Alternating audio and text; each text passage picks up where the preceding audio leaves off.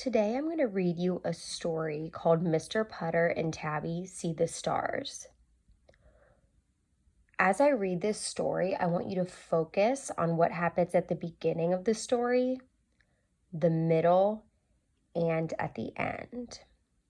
You're going to use your beginning, middle, and end graphic organizer to then summarize what happened in each section of the story.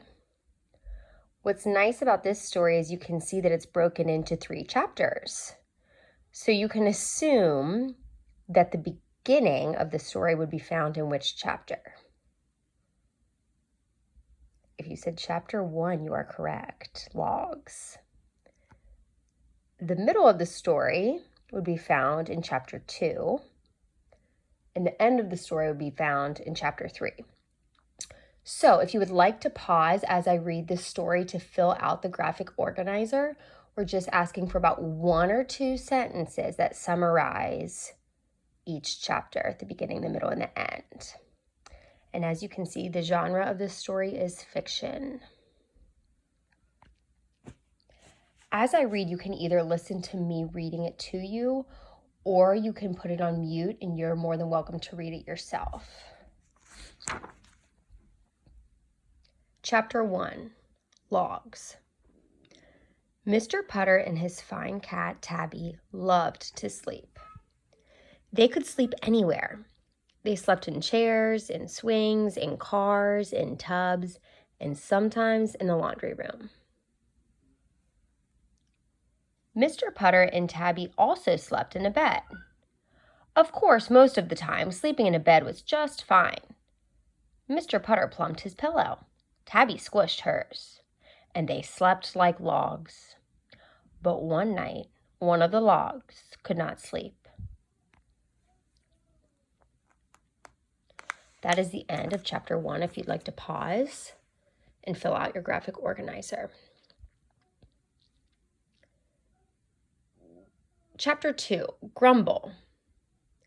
Mr. Putter was the log who could not sleep. He could not sleep because he had eaten too many pineapple jelly rolls at Mrs. Teaberry's house.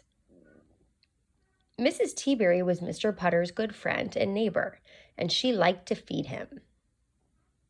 She liked to feed everybody, but most of all, she liked to feed Mr. Putter. She was always sending her good dog, Zeke, over to Mr. Putter's house with a note. The note always said, "Are you hungry?" And Mr. Putter always said, "Yes."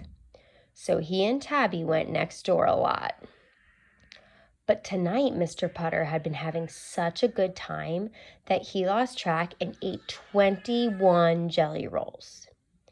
He forgot to count them as he popped them one at a time into his mouth.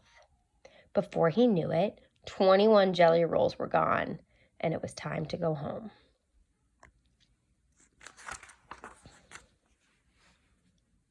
Mrs. Teaberry was happy that Mr. Putter enjoyed her jelly rolls so much. But Mr. Putter's stomach was not. It grumbled and grumbled and grumbled. Mr. Putter looked at his nice soft bed when he got home. Grumble, grumbled his stomach. Mr. Putter knew he would not be able to sleep with all that grumbling. What to do? Mr. Putter looked at Tabby. Then he got an idea. That is the end of chapter 2. If you would like to pause and fill out the middle of the story.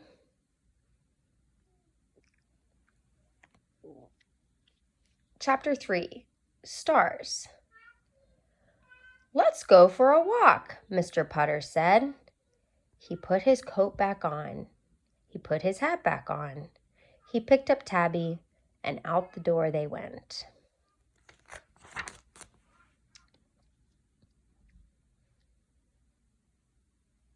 It was a beautiful night. The moon was full, and moonlight was everywhere. Tabby looked. She listened. She twitched her ears.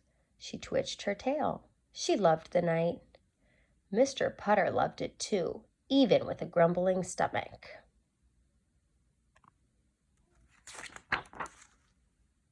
Mr. Putter looked up at the sky. He showed Tabby the stars and he told her all about them. He told her that the Big Dipper was full of milk from the Milky Way. Tabby purred. She loved milk.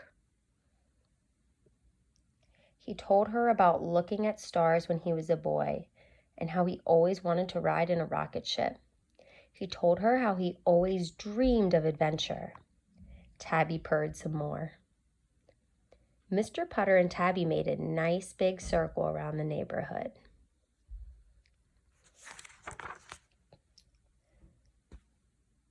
They looked at the sky. They looked at the yellow lights of the houses. They looked at cats sitting in the windows looking back at them.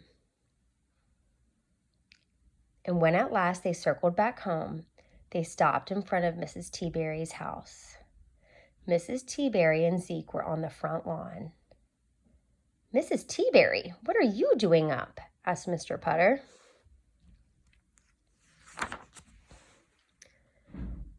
"Zeke has a grumbling stomach," said Mrs. T-Berry. "He ate too many jelly rolls and we can't sleep." Mr. Putter and Tabby were delighted. They sat on the lawn with Mrs. T-Berry and Zeke. Mr. Putter's stomach and Zeke's stomach talked to each other while Mr. Putter and Mrs. T-Berry talked to each other. They told stories in the moonlight. They told secrets. They made each other laugh. Then when the stomachs on the front lawn stopped grumbling, everyone said goodnight and went to bed and slept like logs. In the morning, Mr. Putter heard a scratching at the door. He opened it. It was Zeke with a note. The note said, "Are you hungry?" Mr. Putter smiled. He picked up Tabby, and together they walked next door. The end. So now you can fill out the end section, and when you put all of those sentences together, the beginning, the middle, and the end, that is when you form a summary, which is not what you need to do today, but a summary is a small description of what the story is about. So it includes the main idea from the beginning, the middle, and the end. Also in this story, there are a few inferences that I want to talk about real quick. The first one is when it talks about Mr. Putter's stomach grumbling. What can you infer when his stomach started grumbling after eating too many jelly rolls?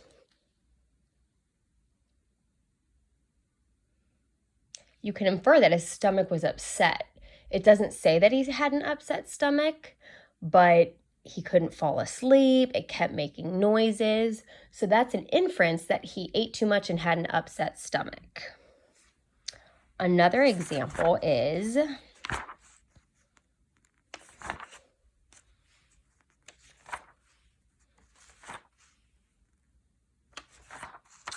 when Tabby purred. When Mr. Putter told her about the stars in the sky and she learned about the Big Dipper from him, it says that Tabby purred because she loved milk. And here it talks about how she purred when he talked about his dreams and having adventures. So what can you infer when Tabby purred? You can infer that Tabby liked what she was hearing from Mr. Putter. It doesn't say that she was happy and that she enjoyed his stories, but you can see she's smiling. She purred, which is her way of saying that she liked what he was telling her. All right, and that is the end. Thank you.